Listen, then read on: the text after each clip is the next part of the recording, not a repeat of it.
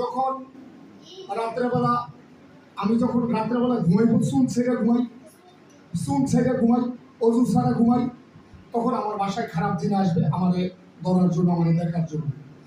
আমি যখন আমার বেডের মধ্যে বসে খানা খাইব, যেই বেডের মধ্যে আমরা ঘুমাই, ওই বেডের মধ্যে বসে যদি খানা খাই, ওই বাসার মধ্যে আশির দিন আসবে।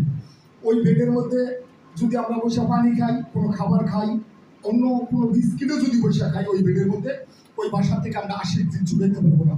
এবং সেটা পৃথিবীর মধ্যে সবচেয়ে নিকৃষ্ট জীব।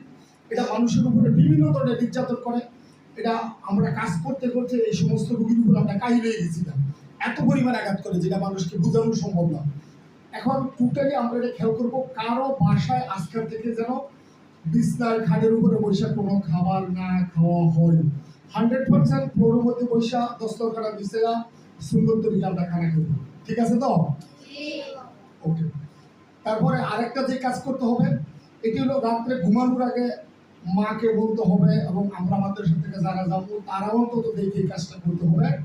বাসায় রাত্রেবেলা যে থালা বাসন আইডিয়া থাকে, যেগুলা ধুইতে হবে বাধ্যতামূলক, আইসে ঠিক আছে পড়ে রয়েছে, সকালে ধুলে হবে না।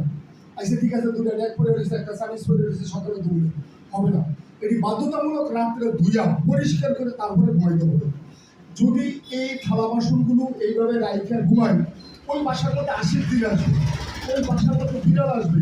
কিছু বিড়াল আসে যারা ঝিনের রূপ ধরে আসে, কিছু বিভিন্ন ধরনের আক্রমণীয় তারা আসে, বিভিন্ন হালতে তারা চলে আসে। এগুলো থেকে আমাদের বাঁচতে হইতে অবশ্যই এই দুইটা কাজ আমরা বাধ্যতামূলক করব। একদম অল্প সময় যদি এটা আমরা নিয়মিত করি, আলহামদুলিল্লাহ ওই বাসায় কোনো আশিক জিন থাকবে না। এটা আমার দীর্ঘদিনের অভিজ্ঞতা থেকে। এবার আসেন, মাদ্রাসার মধ্যে কেন প্রবলেম হয়, মাদ্রাসার মধ্যে কেন সমস্যা হয়, মাদ্রাসার মধ্যে কেন সমস্যাগুলো আমরা ভোগ করি। মাদ্রাসার মধ্যে আমি টয়লেট